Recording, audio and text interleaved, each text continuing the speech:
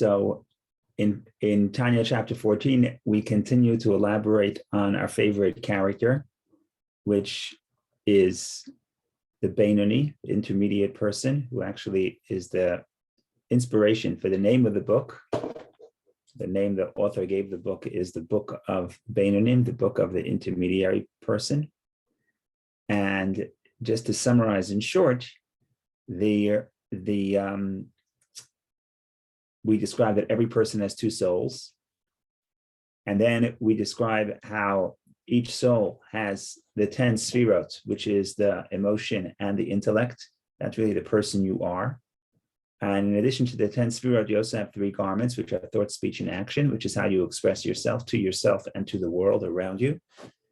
And the big idea was that when you speak about the definition of, in the Talmud, righteous and wicked and intermediary, you're not really talking about action. I mean, that's one way to think about it, but we're really talking about the state of being.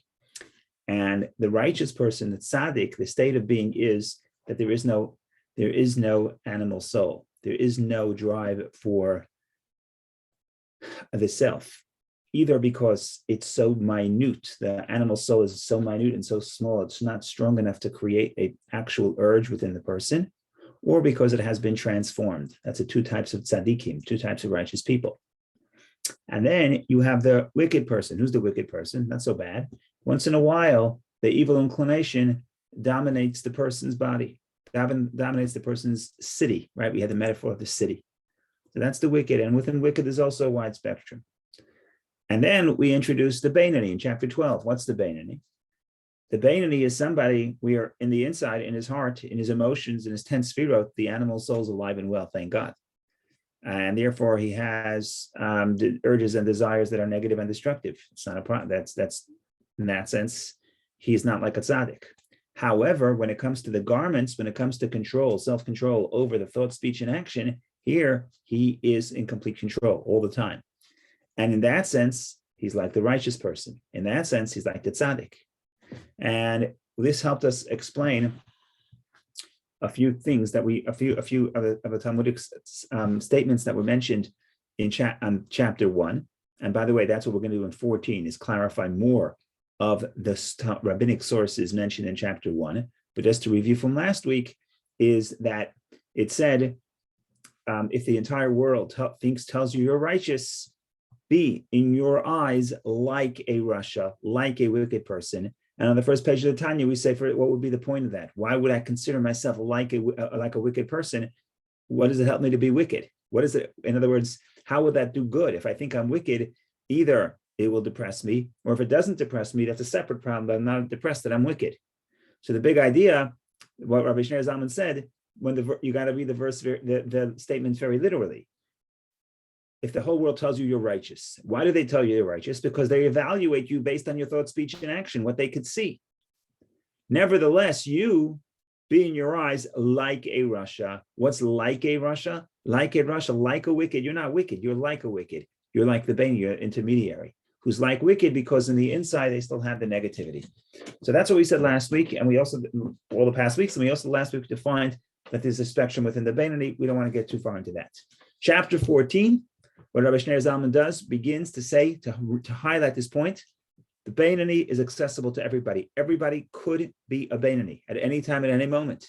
And he speaks beautiful words that describe why anybody can do it at any point. That's the first half of the chapter. Second half of the chapter, which is interesting, because in the Tanya and the print, most chapters I just run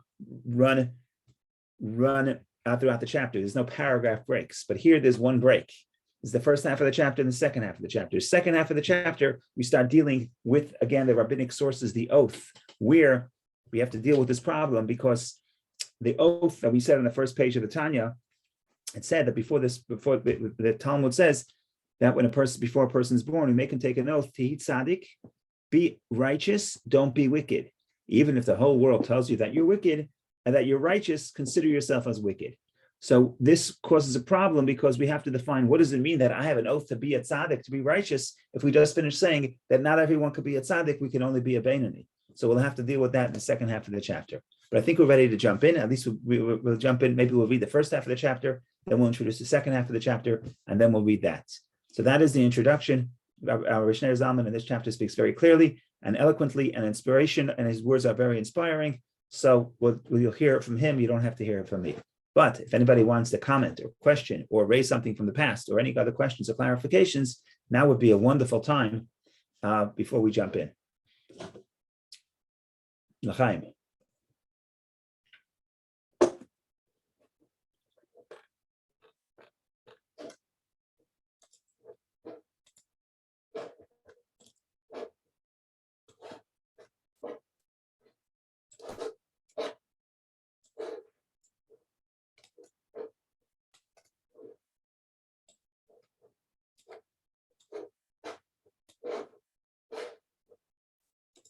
See, I can't make up my mind which Tanya is better, which version is better.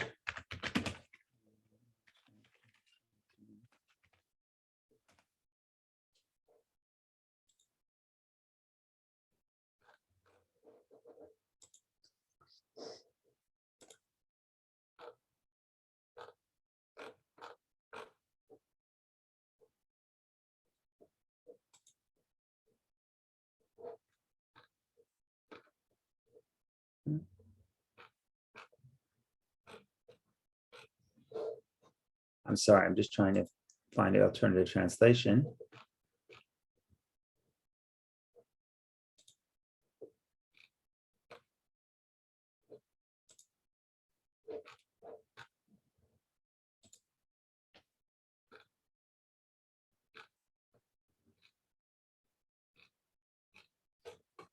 Okay, let's go to the other translation. Why not? Wait.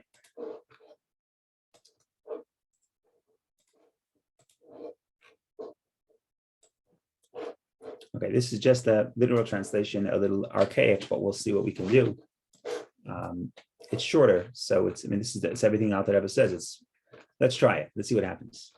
Says Rabbi Shneir Zalman as follows in Tanya chapter 14. The rank of the Beinuni is one that is attainable by every man. Again, translation not perfect. It's really person. Adam is a general word for person. Each person should strive after it. In other words, you may have heard the Beinuni, complete control, complete self-control of thought, speech, and action. And you may say, well, it's not for me. I can't do it. Impossible. Says Rabbi Shneir Zalman, number one, it's accessible to everybody. Number two, this is what you should strive for. Right? Don't sell yourself short. Don't say, well, this is my emotion. I have to follow my instincts. No, you should have the ambition to be a Beinuni. You should strive to be a Beinuni. Even if you're not going to be a Beinuni tomorrow morning, this is what you should shoot for. And he explains, every person can at any time or hour be an intermediate. In other words, it could be a Beinuni. Why so? It seems very hard. Says the Rabbi Shneir Zalman, because the intermediate man does not revile evil, because that is the feeling entrusted to the heart, and not all times are alike. In other words, we said the righteous person despises evil. He doesn't like evil. If it's against God's will, he doesn't like it. He has no draw to evil. He's disgusted by evil. That's not the Beinuni. That is something that is up to the heart, and a person does not have control over the heart at all times. Sometimes yes, sometimes no.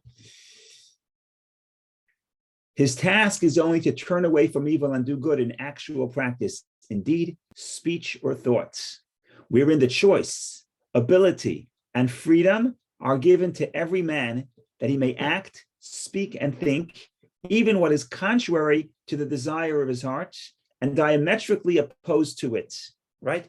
What are we talking about? We're talking about thought, speech, and action. A human being, we established in chapter 12, has control over thought, speech, and action. You can do even what is the opposite of what your desire of your heart is. I don't want to go to work. Well, you're a human being. You can get yourself to go to work. You can't get yourself necessarily to love work at all times, but you can get yourself to go to work at all times because that's an action, and a person has complete control over their action. Even when the heart craves and desires a material pleasure, whether permitted or, God forbid, prohibited, he can steel himself and divert his attention from it altogether. A person could divert his attention from a negative desire. How so? Declaring to himself, I will not be wicked even for a moment. because I will not be parted and separated, heaven forfend, from the one God under any circumstances. Being mindful of the admonition, your iniquities interpose between you and God. Nay, my real desire is to unite my nefesh, ruach, and neshama with him through investing them in his blessed three garments, namely in action, speech, and thought, dedicated to God, his Torah, and his commandments, by virtue of the love of God that is hidden in my heart, as in the heart of all Jews who are called lovers of thy name. What are we saying here? We're saying here as follows. We're saying, I have a desire to do something against God's will. I can't control that desire, but I could control the action. How do I control the action? I tell myself, I don't want making a choice. I don't want to be separate and disconnected from God. I want to connect to God. How do I want to connect to God? Obviously, the way to connect to God, as we established in chapter 4, is through connecting my garments of thought, speech, and action to the thought, speech, and action of the Torah. Okay? Even the most unworthy among the worthless, translation is very harsh because it's written 100 years ago, Kal Shabakalim, even someone who is the most not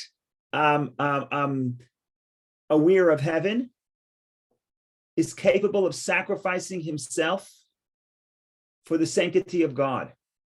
Surely I am not inferior to him. It is only that a spirit of folly has overcome him, and he imagines that committing this sin will not affect his Jewishness, and his soul will not be severed thereby from God of Israel, forgetting also about his love to God, which is hidden in his heart. But as for me, I have no desire to be such a fool as to deny the truth. What is he saying here? He's saying here as follows. Person tells himself, I don't want to be disconnected from God. Person further tells himself, every person, every Jew does not want to be disconnected from God. The reason why, this is what the Talmud says. Talmud says the reason why any person will sin is only because there's a spirit of folly that enters his mind. So why do I sin? Because I have a spirit of folly, foolishness. What is the spirit of foolishness? The spirit of foolishness is that I think that I'm still connected to God. That's the rationalization. But if I realize that I'm disconnecting from God, I would never do it. So the Beinuni tells himself, I don't want to disconnect. And because I don't want to disconnect, I'm going to do the opposite of what my heart wants me to do, right? So this is rationalization. People we have relationships with parents, with spouses. I do something that, if I do something wrong, it's not because I don't love my mother. It's not because I don't respect my spouse. It's not because I don't respect my child. If I'm doing something wrong, it's because there's a rationalization. And the rationalization says, I still love you. We still have a good relationship, but I'm doing this on the side. And that is incorrect. And that is the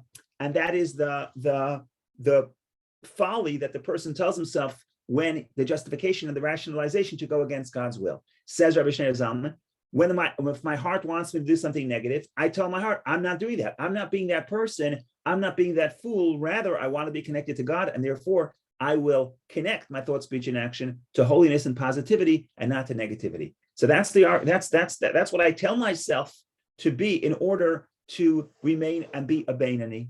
And again, this is here to prove the point of Rabbi Shneur Zalman says anybody could be a Beinuni. This is what I should strive for. Why not? Why? Because it's accessible. Why? It's not a transformation of the heart. It's just it's just controlling thought, speech, and action. Now we're going to read the next paragraph as well, which in the Tanya is really one paragraph, and then we'll stop and take a break because that's the midpoint and the conversation shifts a little bit. But what are we going to do now? Now we're going to say, again, we're going to reiterate that when it comes to the matters of the heart, the Beinuni doesn't control myself. I cannot control the fact that I wake up in the morning with negative and destructive desires. There's no problem. I'm not a righteous person. I'm not supposed to be a righteous person. Righteous person in the definition of Tanya is someone that has no negative desires. Nothing wrong with having negative desires. That's not your requirement. That's not your job. That's not your life's mission. That should not be your spirit, the goal of your spiritual growth, to rid yourself of negative desires. That's where it's a tzaddik. You're not a tzaddik. For the most part, if statistically you're absolutely not a tzaddik. It's a very small percentage of people, or not even percentage, maybe a sub percentage of people that would be the tzaddik. And now he elaborates upon that, and then we shift. So let's go to the second paragraph, the way it's written over here. It is different, however, with something that is entrusted to the heart. Namely, that the evil should actually be despised in the heart and abhorred with absolute hatred, or even not quite so absolutely. This cannot be attained truly and sincerely, except through great and intense love of God, the kind of ecstatic love and divine bliss that is akin to the world to come. In other words, we discussed this a little bit in chapter 10, and we said that love is the other side of the coin of hate, of not hate, of the opposite of disgust is love. If I love a clean room, then the messy room offends me. If I'm not offended by the messy room, it's because I don't love the clean room. In other words, if I want to know what I love, one way to think about it, you think about what I love is you look at what I despise, because they match each other. They're the opposite of each other. They're two sides of the same coin.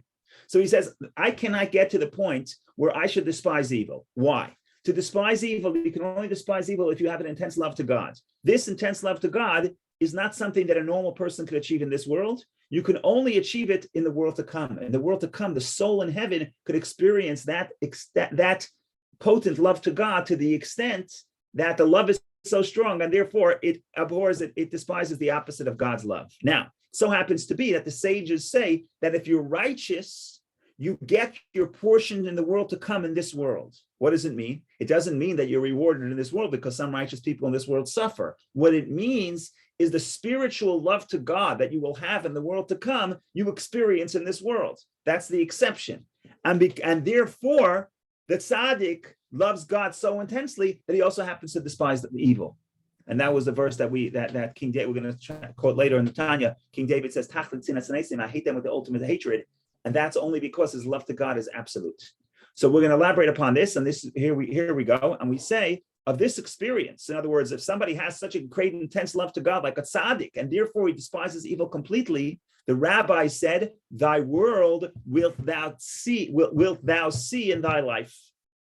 I have no idea what that means. I'm kidding. In Hebrew, olamcha, your world, meaning your world to come, your reward, you will see during your lifetime. Meaning to say, like I said, the intense love of God that you will have in heaven, tzaddik has that in this world. And not every man can attain this state. For this is the nature of the gracious reward. In other words, this is not your service. You're not required to serve God to the extent that you love God absolutely. To the contrary, the intense love of God is the reward. It's not the service, it's the reward for the Beinuni. And he quotes a verse, I will make your priestly office a rewarding service, as is explained elsewhere. There it explains, Avodas matana etenes kunaskim. Karina, I'll take your question in a minute when we finish the paragraph. But there he explains that the kahuna, the priesthood, which means love to God, is actually a gift. But I'm not going to get into that right now. In any case, let's see if we can finish the paragraph. Therefore, we'll stop here. Karina, go ahead. Okay. No, my question is, I don't know why this thought came to my mind, but isn't it that Judaism doesn't talk about the reward in the world to come? I'm confused with this. Yeah, so that's a good question. Let's talk about the world to come. It is clear in Judaism that there is the concept of heaven. There is Gan Eden. There is paradise. There is Olam Haba, reward in the world to come. That's clear. What we're saying, however, in Judaism, we don't emphasize that as much because the purpose of creation is not the reward in the world to come. The purpose of creation is to make a home for God in this world down here, as the Tanya explains in chapter 36, which so happens to be the Tanya that we're studying today in the yearly cycle. So, of course, in other words, if a person is motivated by reward, then you say, okay, I'm serving God for reward. What's the reward? There's no guarantee that if you serve God in this world, you'll be blessed. It doesn't mean there's no necessary correlation that if you serve God in this world, you're going to have you'll have everything, all your physical needs met. Maybe yes, maybe no. But certainly in the world to come, you're going to get reward. What does that reward look like? Like I say, depending which religion you follow, some religions will tell you you're going to get 70 virgins. Some religions will tell you, like Judaism tells you, you're going to have pleasure from understanding and connecting to God. Okay, so we don't emphasize it because that's not the motivation. What are we working for? We're doing we're serving God because it's the right thing to do, and we're serving God down here because this is the purpose of creation. Happens to be there's a reward. What's the reward? The reward is that you appreciate what you achieve in this world. In this world, I do a mitzvah. Okay, I don't necessarily appreciate the bond that the mitzvah has created, but the mitzvah creates with God. The world to come, I appreciate what I have achieved, and that's the reward. So there's a relation. There's when I go to work to get the paycheck. But that doesn't work that way in Judaism. In Judaism, I happen to get a paycheck, but that's not why I'm working. I'm working because the purpose of I want to fulfill the purpose of creation, which is down here. But I can't appreciate that down here. So that's why it's not emphasized. But what we're saying over here is there's a difference between love of God, the intense love of God, which would create the relationship with God, that I love you so much, and therefore something that is against your will I despise. That is not the service required of you. That happens to be the reward that you will get in heaven. In heaven, you're going to feel the intense love to God. You're going to despise anything that's against the divine will. But that's not the work. That's the reward. So don't confuse the work with the reward. What we're trying to do here, what the Rabbi Shneur Zalman is trying to do, is saying, don't try to become a tzaddik. You cannot become a tzaddik. That's the reward for your service. That's not your service. The service is to be a Beinuni. Okay, thank you. Toda rabah. Thank you. Go ahead, Vicky. Well, I had a question about that chapter specifically, but also like in general. Are we talking here about the dynamics of life on every single moment where we are capable of being a Beinuni? So every single moment, right? Yes, that's what he's saying. At any moment, if you look at the words of Rabbi Shneur Zalman, and this is why it's so inspiring, because it's in the moment. Let me see if I can find it. Every person can at any time or hour. It doesn't translate as well in Hebrew. In Hebrew, it's more beautiful. Anytime, any moment, you can decide to be a Beinuni. Let's see if the other translation has it better. Every person can at any time or hour be a Beinuni. Okay, so here you have it. Yeah, we're talking about at this moment. At this moment, it's my choice. I have a desire to rob a bank. Okay, so you can call the FBI. No, I'm kidding. I have a desire to rob a bank right now, or to do anything destructive. It is completely my choice to control thought, speech, and action. I can't not desire it. That's not in my domain. I can't love God to the extent that I would never even want to do something against God's will. That's not my job. I can't achieve that. What I could do is I can absolutely, at this moment, and regardless of what happened yesterday or 5 minutes ago, or if I failed 5 minutes ago, right now I have complete control over thought, speech, and action. Beautiful, really inspiring. Yes, yes. Okay, now we have a problem. Going back again, the first page of Tanya. We read it quickly because we were just going through the sources, but we have a problem in the first page of Tanya from the book of Job. The book of Job, there's a verse that quotes to God, where Job tells God, the master of the universe, Barata tzadikim, Barata rishayim, you created righteous people, you created wicked people. That is a problem for us. Why? Because what's the theology of Judaism? That God, there's no destiny about matters of your own spiritual service of God. In morality, we have complete free choice. So what is Job telling God? You created people to be righteous, you created people to be wicked. How could that be? Either if God created them to be righteous or wicked, then there's no free choice. Then there's no purpose of Judaism. So what Rabbi Shneur Zalman says, when Job says, God, you created righteous, he didn't mean you're forcing someone to be righteous. When it says you created wicked, he doesn't mean you're forcing someone to be wicked. Of course not. What it means is like this. You created certain people who could be righteous. Righteous, what does righteous mean in our context of the Tanya? Righteous means control over the emotions. You created people that have the potential to control their emotions and transform their emotions and become a person who has no negative emotions and no negative desires. Very few people, but you created that. And then you created the vast majority of people. What's the vast majority of people? Wicked. Wicked doesn't mean they are wicked. Wicked means they have the emotions of a wicked person, meaning they have the negativity within themselves. So in other words, we're reinterpreting that verse to mean not that God created righteous and created wicked, but God created people who could become a tzaddik. And most people cannot become a tzaddik, so they shouldn't try. What are they? They are like Rishayim. In other words, if you look at their insides, they look wicked because they have a desire for negativity. Nevertheless, they're the Beinuni. So that's what we're dealing here. Again, we're coming down. Now that we introduced the Beinuni, now we have the tools, the Beinuni and the Tzaddik and the Rasha. Now that we had 13 chapters, now we have the tools to start re-examining the rabbinic texts and the biblical texts to explain it based on our newfound understanding of the characters. So here we go. So, therefore, did Job say, and again, quoted on Tanya chapter 1, thou didst create tzaddikim. In other words, God, barata tzadikim, you created righteous people. It is also found in Tikkunei Zohar. So this is in the Talmud and a verse in the Zohar. I'm sorry, a verse in the Bible, but also in Tikkunei Zohar, the book of Jewish mysticism in the Zohar. That in the souls of the people of Israel, there are many kinds of gradations and distinctions. Pious men, strong men who gain mastery over their nature, scholars of the Torah, prophets, and tzaddikim, and so forth, note there. So there too, the problem is that it says that there are people born tzaddikim. That's a problem. So we're going to explain, it doesn't mean they're born tzaddikim. What it means is some people are born with the potential to transform their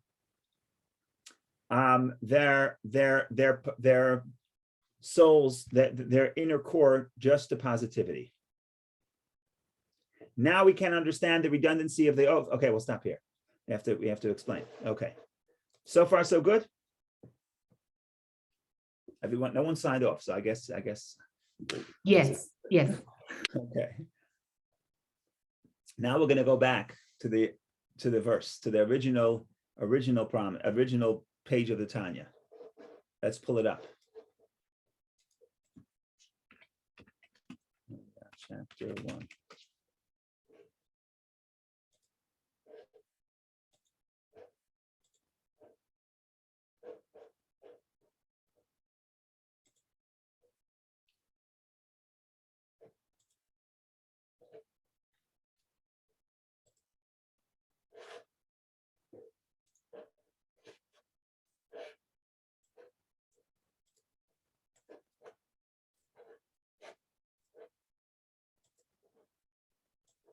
Tanya chapter 1. This is the opening statement. We have learned in Nida, tractate Nida, which is the Talmud, an oath is administered to him, be righteous and be not wicked. And even if the whole world judging you by your actions tells you that you are righteous, regard yourself as wicked. So last week we discussed regard yourself as wicked, and we explained that what it means is that regard yourself as a Beinuni. Regard yourself as somebody who still has evil in their heart. Okay, we're going to deal with the first half of the oath. The righteous, be righteous and be not wicked. So this oath creates a lot of problems based on what we said, which we're going to iron out right now. But we'll start with the first problem. The first problem is, isn't this redundant? If I'm righteous, I'm not wicked, obviously. So if God wants me to be righteous and not be wicked, just say, be righteous and don't be wicked. I'm sorry, just say, be righteous. And if you say be righteous, obviously I'm not wicked. Why do you have to say be righteous and don't be wicked? It's redundant. If I'm righteous, I'm not wicked. That's problem number one. That's the first problem we're going to deal with. The second problem we're going to deal with is, what does it mean there's an oath be tzaddik? To be a tzaddik. I can't be a tzaddik. You just finished telling me 12 chapters, 13 chapters, that not everybody could be a tzaddik. So how could there be an oath that says be a tzaddik? So what Rabbi Shneur Zalman does is as follows. He says like this. There's an oath that says be a tzaddik. If you can't be a tzaddik, at least don't be wicked. So what should you be? Beinuni. That's why I have two clauses. Be a tzaddik, but if you can't, don't be wicked, be a Beinuni. That's the first thing we're going to explain. And then we're going to explain what does it mean be a tzaddik. You can't be a tzaddik. Nevertheless, there's meaning to be a tzaddik. And what we're going to say here is try to be a tzaddik. In other words, be a tzaddik means you try to do what it takes to become a tzaddik, but you probably won't be successful. At least don't be a wicked, don't be a rasha, be a Beinuni. And so that's the roadmap. I'm going to let Rabbi Shneur Zalman explain for himself, and we're going to go through this carefully to make sure we get it.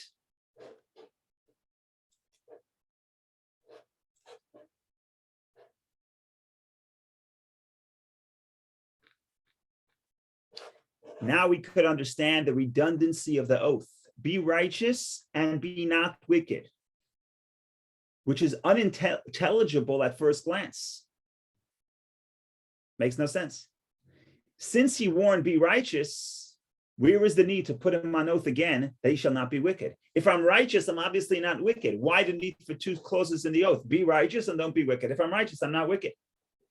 The answer is that inasmuch as not everyone is privileged to become a tzaddik, nor has a person the full advantage of choice in this matter, to experience true delight in God and to actually and truly abhor evil. In other words, the first clause says, be a tzaddik, but I can't be a tzaddik. I have no control over the matters of the heart. I can't make myself love God to the extent that I hate evil. That therefore, he is consequently adjured a second time. Thou shalt at any rate not be wicked. In other words, this you have complete choice of. Don't be wicked, be a Beinuni. Here, the right of choice and freedom is extended to every person to check the drive of his heart's desire and to conquer his nature so that he shall not be wicked even for a moment throughout his life, whether in the realm of turn away from evil or in that of do good. In other words, a person has complete control not to be wicked in both doing the positive and refraining from negative. There being no good other than Torah. This is the study of the Torah which balances them all. In other words, also alluding to the first page of Tanya, that you have complete control to do everything, to do all the commandments, including the very difficult one of studying Torah at every available moment. So that's the first point. We're dealing with the second half of the oath, saying why it's not redundant. We're going to still get back to the first half of the oath. So if the question is, I want to hear your question, Bob, but if the question is about the first half of the oath, Rabbi Shnezlam will address it, but I want to hear your question anyway. But right now we're dealing with the second half. Why the redundancy? If I'm righteous, you don't have to tell me not to be wicked. The answer is they tell me to be righteous, but I have no control over that, or I don't have complete control over that. So therefore they say, at least don't be wicked. What should I be? I should be a Beinuni. Go ahead, Bob. Just a clarification. I honestly believe that there was no determinism in Judaism, that Yes. that people were not born to either be tzaddik or Rasha, that we all have free choice, that Menachem Feldman could be a tzaddik. He's a little way more to go and he could be it. But you're telling me now that people are either born to be a tzaddik and most of us are not. So Right. I just want that clarification. You have to clarify. I just want to say that it's a big issue, and therefore it jumps up at you at the first page of Tanya. The first page of Tanya, Rabbi Shneur Zalman says, what are you talking about? How could Job say, God, you created righteous, you created wicked, if we all know that there's free choice? So what do we do? What happens here? So the answer is as follows. By the classic definitions of tzaddik and Rasha, everybody is born equal. You could become a tzaddik, you could become a Rasha. You could do good or you could do evil. And in that you have complete control. Nobody can tell you, God, there's no distinctions between people. Everybody, it could be a tzaddik or Rasha. Everyone can go both ways. And that's the classic definition. And that's why Maimonides will tell you that there's absolutely no determinism. Everybody could be tzaddik or Rasha. But that is the classic definition of tzaddik and Rasha, which means people could make the right choice or the wrong choice. And by that definition, anyone could be a tzaddik and anyone could be a Rasha. But let's drop the terms tzaddik and Rasha. This is a different question. I'm going to get back to the terms in a second. But if I tell you, Bob, that according to Rabbi Shneur Zalman, there are people who are designed by God in a way that they will always have to struggle with inner negativity. And they will never be able to overcome that struggle. Meaning to say, they're going to be righteous. They're going to do everything right. But they're always going to have the Yetzer Hara. They're always going to have the evil inclination that puts up the battle. I don't think that's a contradiction to the concept of free choice. Now, if I tell you that there are, according to Rabbi Shneur Zalman, there are some people who were born, not that they are tzaddikim, but with the potential to transform themselves to the point where they would have no evil inclination at all. Not that they will or they won't. But the point is, not everybody can do it. Only a select group of people could even reach that potential. Again, I don't think it's a contradiction to free choice because there's no commandment in the Torah to get to that point where you have no Yetzer Hara. Right? The Torah says the opposite. The Torah says you're going to have the battle, do the right choice. So what we're saying here, we cannot understand Job with the conventional interpretation of tzaddik and Rasha, which is if you do good, you're righteous. If you do bad, you're evil. Because then Job is saying that some people were born to be righteous. That's determinism. That's out. We can't accept it. But by our definition, that when we say tzaddik, it's really a synonym. A tzaddik is really a synonym for somebody who can rid themselves internally of all desire for negativity. Not everybody can do that. Some people have the potential. Whether they act upon that potential is up to their choice. But some people could do that. And consequently, some people could never, will never, and should never get to the point where they have no evil inclination. And later we're going to discuss it in the book that this is why God created me to have that challenge.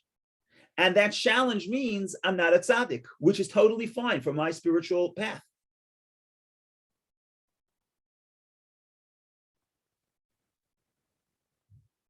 Does that help? Are we on the same page? Are we on different pages, different books? Rabbi, Still a little quick question. fuzzy in my own Yeah, head, Richard, one but second. I'm willing to continue. Okay, that's all I asked for. You never ask you to agree. I just ask you to continue the conversation. Wonderful. Go ahead, Richard. Regarding tzaddik and the emotions that between good and evil, the Yetzer Hara and the Yetzer Tov, that is there. If a tzaddik, I don't know how it's. I mean, I could never be a tzaddik, obviously, but I'm just saying, a tzaddik could never rid himself of the Yetzer Hara because it's ingrained. It's part of the makeup of the human mind. You can't. You can negate it. You can say, "Well, I'm not going to act on it," but to say you don't feel those feelings, I don't see how, because it's ingrained in the human condition. Yes, so you're right, but again, the Rabbi Shneur Zalman's idea here is that there are some people, again, honestly, I don't know what I'm going to say now is just a joke. We should not be wasting time on these questions because that's for the tzaddik and we're not tzaddikim. In other words, yes, the average person, Richard, you're right. The average person could never rid themselves of desire for negativity, for evil. And that's what Rabbi Shneur Zalman is here to do. He's here to tell you, don't try to become a person that has no negative desires. Don't try to, it's impossible. And Richard, your description of humanity is correct and accurate for most people. However, what Rabbi Shneur Zalman does say, he says that there's going to be a select few of people who actually do have the ability to rid themselves of all evil. King David says it about himself after he repents with the story of Bathsheba. He says, "Libi chalal b'kirbi," my heart is hollow within me, and that's understood to mean his heart is hollow. He has no negative evil inclination. And there are some people, not me. So, Bob, that was a very nice compliment that I'm almost at a tzaddik, but not by the Tanya's definition. I'm not a person who has no evil inclination. I hope you're still going to talk to me. But the point here is, for most people, Richard is right. For the select few, the tzaddikim, their love to God is so intense, it's like they're in heaven. All of our souls in paradise love God and hate evil. Because if you love God, the opposite of love is hate, then they hate evil. Some people could attain that level in this world. Most people cannot. But if your love of God was that intense, you would despise things that God despises. So the short answer is you're right. Go ahead, Vicky. Well, my question is in regards to that conversation. Are we saying that there is a spectrum of souls? There's all souls are different, right? So the tzaddik is on the one end of the spectrum and complete rasha is on the other end of the spectrum as far as the inborn ability to overcome negative desires.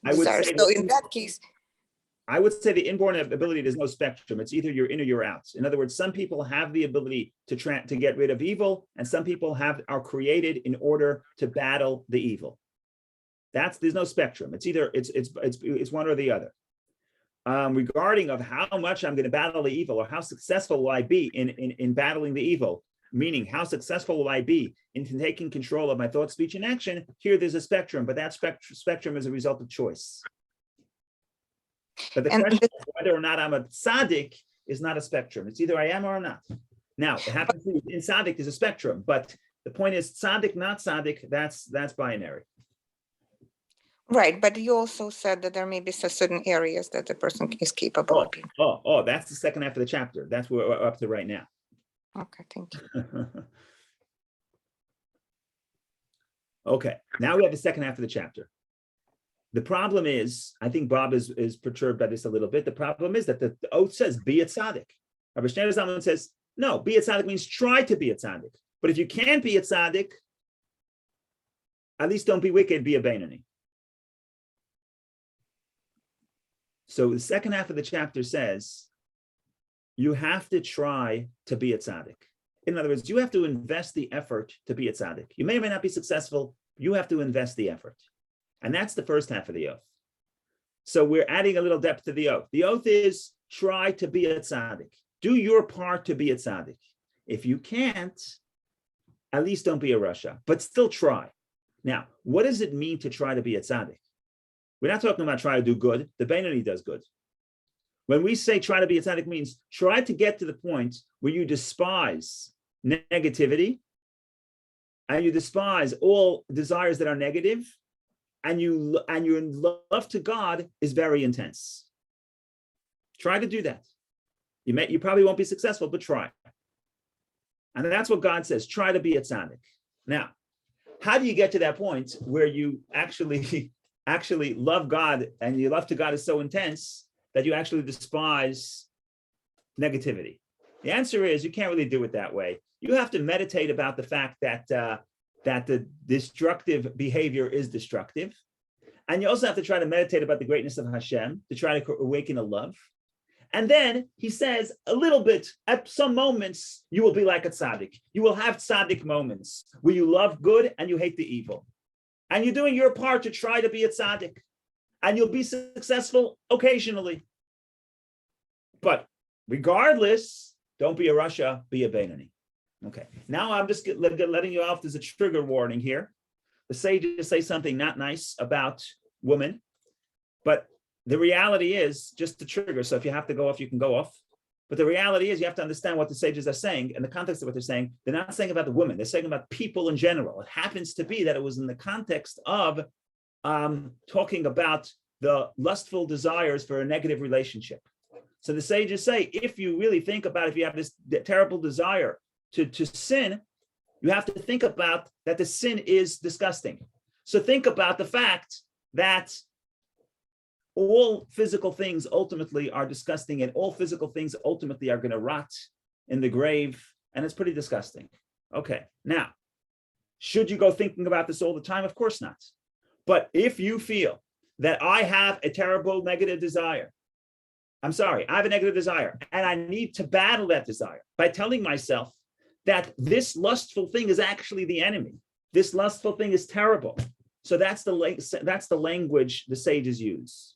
So it may not be, again, trigger warning, it may not be that palpable for you at this point, but the bottom line is, understand what we're trying to say. If I have a powerful negative desire, I have to think about how it's actually, this thing, what looks so tasty, it looks like popcorn that's so good, it's actually the enemy. It's actually disgusting. It's actually going to bring me down. And again, the big idea here is, we're going back to the oath, the Beinuni. You can't be a tzaddik.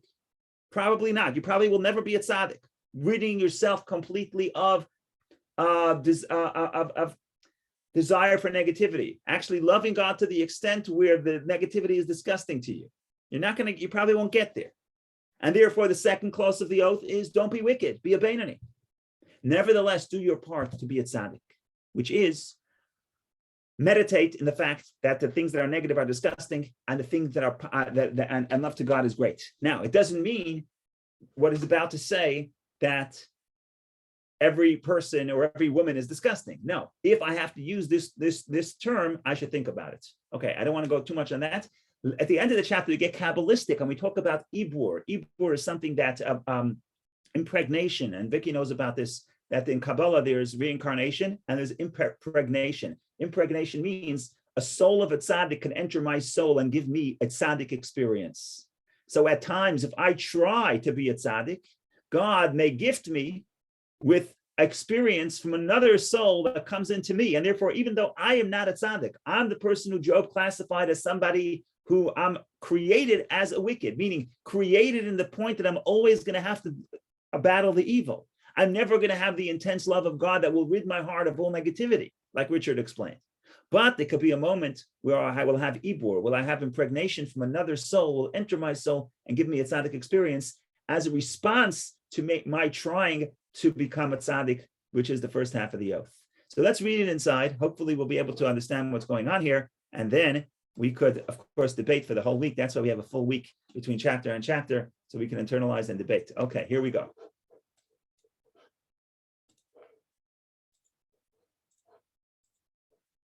Nevertheless, last paragraph, nevertheless, a person must set aside specific periods in which to commune with his soul, in other words, to meditate, in order to cultivate the abhorrence of evil.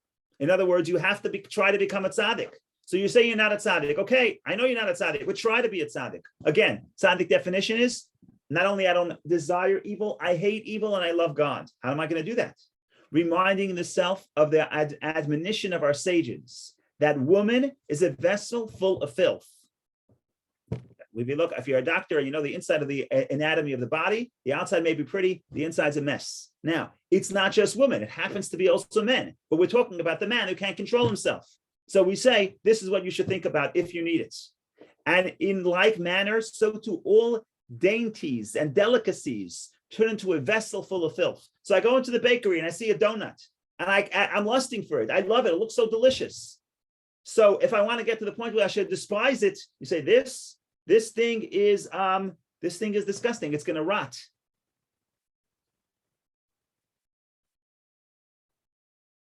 Where am I? Likewise, in regard to all pleasures of this world, the wise man foresees that what becomes of them. For in the end, they rot and become worms and dung. So that's the negative. That's the one path for the tzaddik, that he despises evil. On the other hand, conversely, let him delight and rejoice in God by reflecting on the greatness of the blessed Ein Sof to the best of his capacity. He may well realize that he cannot attain to this degree with a full measure of truth, except in illusion. In other words, I may say to myself, I'm never going to love God so intensely. I'm trying to feel that way, but it's not really genuine. Nevertheless, he should do his part in an effort to uphold the oath administered to him, be righteous, and God will do as he sees fit. In other words, Rabbi Shneur Zalman says, I do my part. My part is to try to be a tzaddik, to think about how the things that are against God's will are negative, and to love God with great intensity by meditating in the greatness of God. Whether or not I'm successful at being a tzaddik, it's not my problem, it's God's problem. Now we're going to say you can have moments of tzaddik. Furthermore, habitude reigns supreme in any sphere and becomes second nature. In other words, don't underestimate the power of habit. Even if it's not my nature, if I make it a habit, it's going to change. Even if I used to like Coca-Cola, if I get to the point where I think about how disgusting it is, I will stop liking it. If I don't like green beans, but I practice eating it, ultimately habit changes taste. So he says, therefore, if he accustoms himself to a despised evil, it will to some extent become despicable in truth. In other words, you're not going to be a tzaddik, but you'll have a little bit of an experience of a tzaddik. Similarly, when he accustoms himself to gladden his heart in God, in other words, to feel joy because I feel close to God and I'm in love with God, through reflection on his greatness, for self-impulsion includes heavenly inspiration. I have no idea what that means.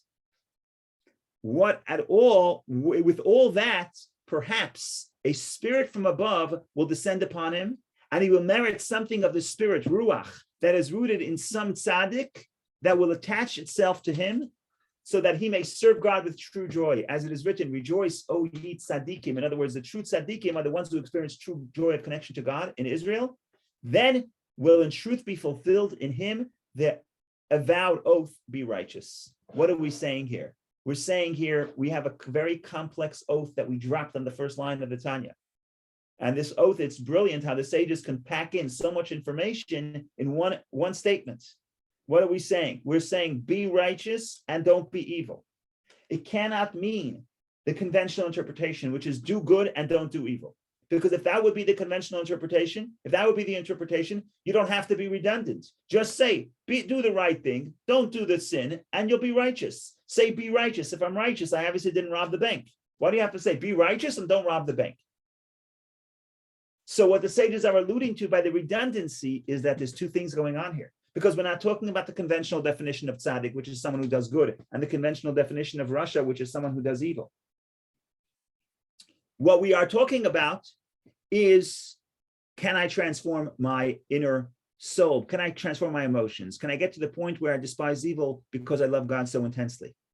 And the second half of the oath is because most likely I won't be able to fully fulfill, I most likely will not be able to fully fulfill the first half of the oath, which is be righteous. So we say, at least don't be wicked, at least be a Beinuni. Now, Robert was a little bit unhappy that I cannot be a tzaddik. So you see how Rabbi Shneur Zalman is pushing. Nevertheless, God tells you, even if you're a person that you probably will never be able to transform your inner soul to the point, your emotions to the point where you have no negative drives, you have to try. How do you try? Then what is against God's will should be disgusting to you. And if you need help meditating, go think about what the sages said, if at the right time and place and measure. And if you need help thinking and loving God, meditate about the greatness of Hashem. But you say, it's not going to be real. I'm never going to love God with that intensity. Doesn't matter. You made an oath. You try to do your part. Whether or not you will actually, God will help you fulfill that oath, it's God's problem. But you're going to try your part. When the oath says to eat tzaddik, be righteous, what it means is do what you can to become righteous. Whether or not you'll be successful is God's problem.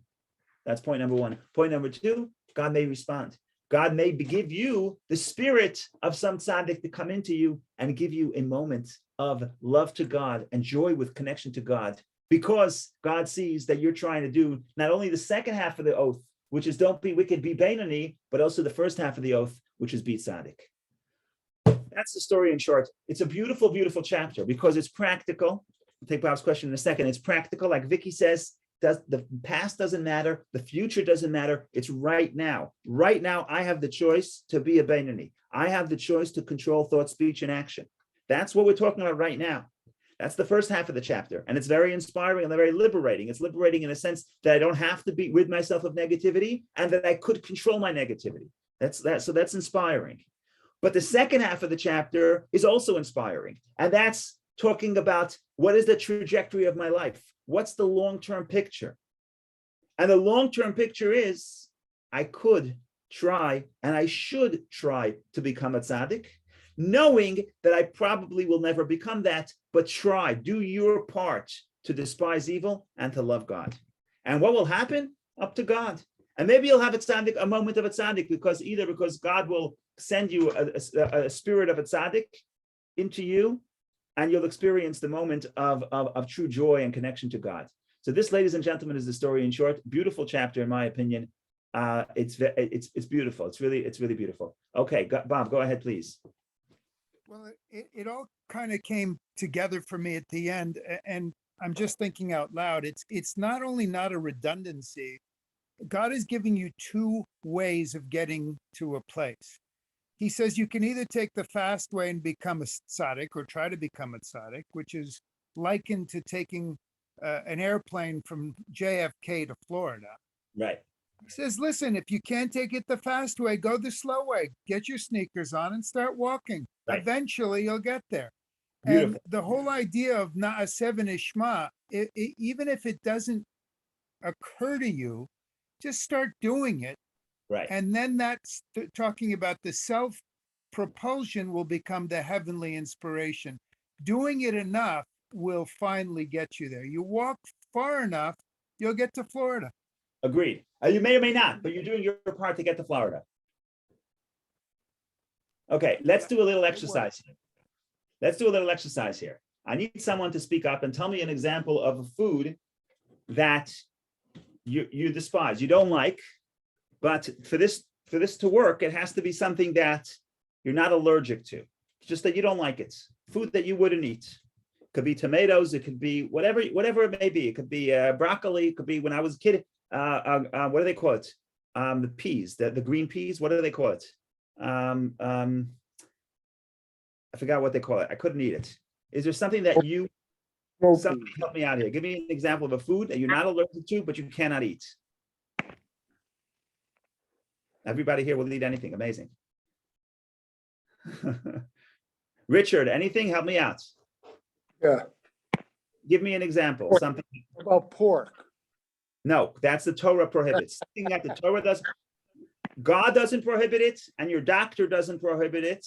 It's something that you don't like. Liver. How about liver? Chopped liver. Okay, chopped liver. Go ahead. Okay, Richard, let me ask you a question. If I tell you that God wants you to love chopped liver, theoretically, Right. is that possible? Today, could you love chopped liver today? Friday? You can condition your mind to say, look, if God wants me to like this, even though I particularly don't care for it, then you can call out that strength, that inner strength, because you want to make God happy. Okay, so I will tell you what Rabbi Shneur Zalman is saying in short. Rabbi Shneur Zalman says, today, Friday, what's today's date? The 8th of Adar, 2022. It is impossible for Richard to love, what are we talking about? Chopped liver. Impossible. You could do what God wants and you could eat chopped liver. Okay, but that's an action. So you can do it, but you cannot love chopped liver if you despised it this morning just because God told you to love it. Why? Because a person does not control their emotions. They control their actions. So when the tzad, if the God comes to you and tells you today, love chopped liver, impossible. If God comes to tell you and says, be a tzaddik, which is the equivalent of love chopped liver, it means control your emotions. Impossible for you to control your emotions today. It's an impossible thing. What you could do is you can eat chopped liver, you can control your thought, speech, and action. You could be a Beinuni, but you cannot control your emotions. You cannot decide, if I despise chopped liver, I cannot force myself to love it today. And that's why the second half of the oath says, don't be don't be wicked. Do what God wants. Do the act. Bob's point is, put on your sneakers and start walking to Florida. Over time, could you get to the point where you will love chopped liver? The answer is maybe. Maybe. If you do it a lot, if you think about the health benefits, if there are any, if you meditate about how good it is, maybe you'll be successful. Maybe you won't, but you certainly could try. And over time, you may get there.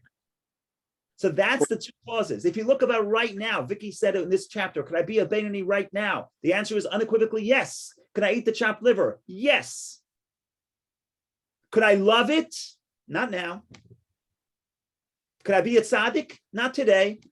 Maybe over time, maybe not. But even if I can't, I could try to create that love of God within myself. Start walking to Florida. Will I get there? Today, for sure not.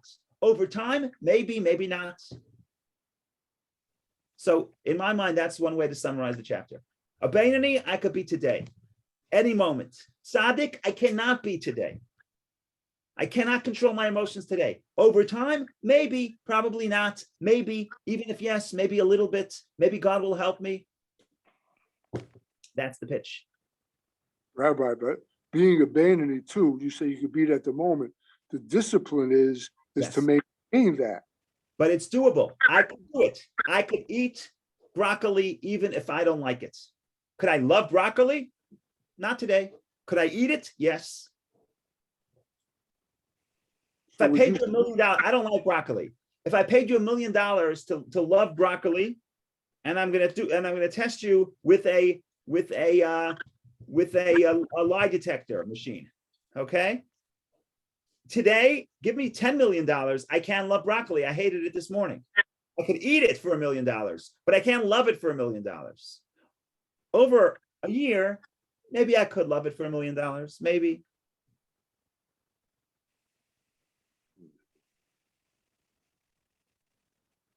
So I think the first half of the chapter is talking about immediate. I think the second half of the chapter is talking about the long run. But even the long run, we're not making any promises. We're not telling you that you have to become a tzaddik. That's not your life's mission. You have to be a Beinuni. You should try to become a tzaddik, but you don't have to become a tzaddik. And most likely you will not become a full tzaddik. You may have moments of being a tzaddik. So that, ladies and gentlemen, is the story in short. Next week is a beautiful, beautiful chapter, chapter 15, which is a standalone chapter.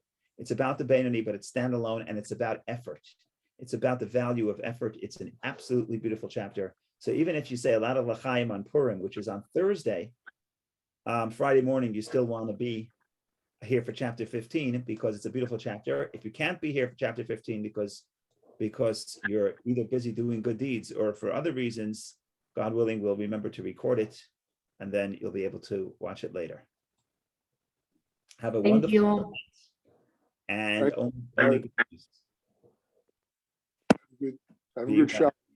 Good Thank job. you, Rabbi. Thank you. Wonderful day. Shabbat Shalom. shalom. Thank you. Shabbat shalom.